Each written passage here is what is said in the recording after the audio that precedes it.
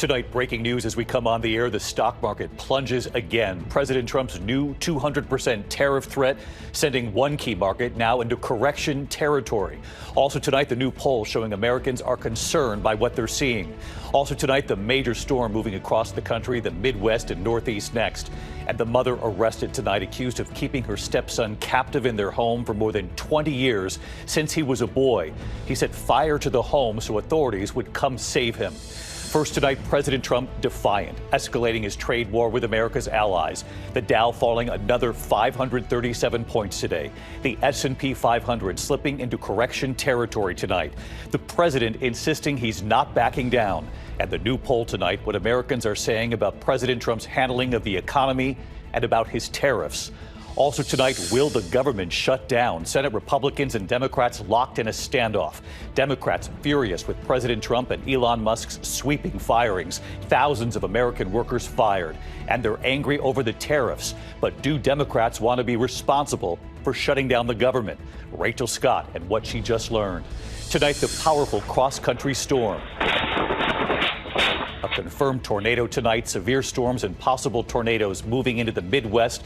Then the system hits the Northeast. Lee Goldberg has the forecast. That horrific case, a mother accused of holding her stepson captive for more than 20 years. The stepson, now 32, weighing just 68 pounds, setting fire to the home, hoping firefighters would come save him. And when asked if he was hungry, he said, all day, every day, my entire life. The major headline tonight in the search for that missing Pittsburgh college student on spring break in the Dominican Republic. Tonight, the International Police Agency, Interpol, now involved in this case. Overseas tonight, Vladimir Putin and what he's now signaling about the U.S.-backed ceasefire for Ukraine and Russia. Putin now saying he wants to talk to President Trump. James Longman in Ukraine. Back in the U.S., the chilling 43-second video tonight emerging in that case of the two girls murdered while on a trail, being followed by the suspect. And now in the video, you can hear what the girls say about the man who was following them. The alarming scene, green flames seen shooting from manholes, students evacuated, an entire campus shut down. And America Strong tonight, you'll remember the 13-year-old girl who famously struggled with the national anthem, forgetting the lyrics. The man who stepped in to help. Tonight, 22 years later, she returns. And you have to see how it goes this time. From ABC News World Headquarters in New York, this is World News Tonight with David Muir. Good evening, and it's great to have you with us here on a very busy Thursday night. We have a lot to get to, and we begin here with the stock market plunging again as President Trump escalates his trade war with America's allies. The Dow closing down more than 500 points today. The S&P 500 now in correction territory tonight. All of this today after the president announced a 200% tariff on all wine, champagne, and alcohol from France and other European countries. His retaliation for the European tariffs on American goods that were a response to President Trump's tariffs in the first place. The Dow tonight closing down 537 points, closing at 40,813. President Trump today with NATO's Secretary General visiting, defending his tariffs, saying, I'm not going to bend at all. And tonight here, the new poll just in showing Americans are growing very concerned, weighing in on the president's handling of the economy so far and on his tariffs on our neighbors, Canada and Mexico. ABC's chief White House correspondent Mary Bruce leading us off tonight. Tonight, an ominous new sign the president's escalating trade war is taking a real toll on the American economy.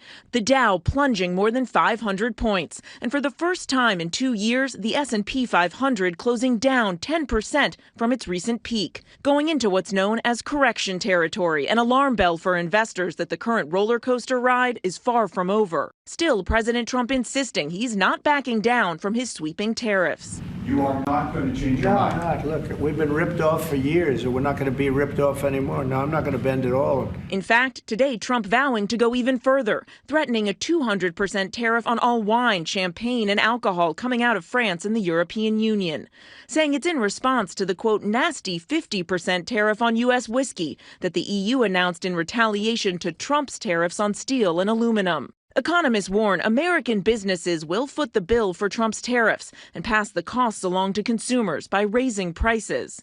And Tyler Armstrong, who owns a wine shop in Greenport, New York, worries that's exactly what he'll have to do. 70% of the wine he sells comes from Europe. I would hope that I wouldn't be paying When I wouldn't be paying $60 a bottle for a wine that I pay $20 a bottle for now, because then a $30 bottle of wine could cost $90 for the consumer. Trump acknowledges Americans may take a hit, but argues it's worth it, that our trading partners like Europe, Mexico, and Canada need us more than we need them. Now, there'll be a little disruption, but it won't be very long. But they need us. We really don't need them. Canadian leaders say that's not true. We're your largest customer. There's no one that buys more products off the United States than we do. You're going to be paying a lot more for everything right across the board because you can't get aluminum anywhere else. You only produce 16% of your aluminum.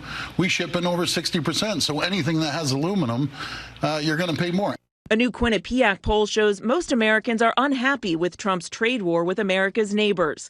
58% disapprove of how he's handling trade with Canada, while only 36% approve. And 56% disapprove of how he's handling trade with Mexico, with 37% approving. Overall, 54% of Americans disapprove of how Trump is handling the economy. 41% approve. Today, I pressed the president. Many American small business owners say they are concerned that these tariffs are going to hurt them. What's your message to them? They're going to be so much richer than they are right now. And we have many. Yesterday, General Motors was in. They want to invest $60 billion. The people from Facebook were in yesterday. They're going to invest $60 billion by the end of the year. But those are huge companies. Small business owners like Jeremy Peterson, who runs a pet food company in Windsor, Colorado, doesn't have the time or the money to wait out a trade war. So we need to take these tariffs off the table so that we can get certainty and move forward, just trying to create a living for us and our family and everyone involved with our business. And again, David, those Wall Street jitters about this trade war are only getting worse, but the president has said he's not concerned. Meanwhile, tonight, news about the administration's effort to carry out those mass firings. A federal judge ordering that thousands of employees recently fired must be rehired, calling the process a, quote, sham. The White House tonight is blasting the ruling and vowing to appeal it. David. Mary Bruce leading us off at the White House tonight. Mary, thank you. We turn now to the looming deadline at this hour and this potential government shutdown. Senate Republicans and Democrats are locked in a standoff tonight with this possible shutdown set to happen just more than 24 hours from now.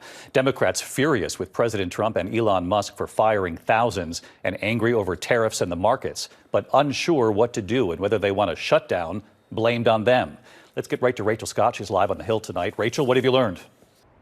Well, David, Senate Democrats are making this last-ditch effort to try to block a Republican proposal to keep the government open, all in protest of President Trump, Elon Musk, and those sweeping cuts across the federal workforce. But late today, Democrats privately acknowledged they do not have the votes. And just moments ago, Senate Minority Leader Chuck Schumer said he will be voting to keep the government open. Look, the reality here is that even though Democrats are furious at President Trump's tariffs and those mass firings across the federal workforce, they do not want to be responsible for shutting the government down. So tonight it does appear that Democrats will be helping Republicans avert this shutdown with just over 24 hours to go, David. And you'll be there, Rachel Scott, live on the Hill for us. Rachel, thank you. In the meantime, to this powerful cross-country storm, millions on alert at this hour.